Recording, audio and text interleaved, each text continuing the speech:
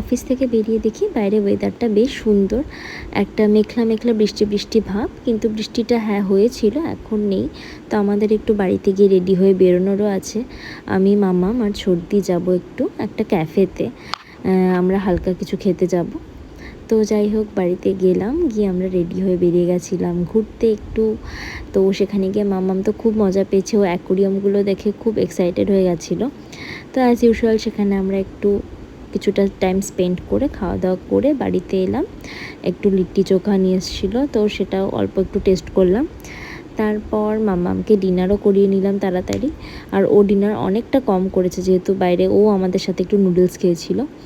আর আমি যেটা আনবক্স করছি সেটা হচ্ছে এয়ার ফ্রায়ার।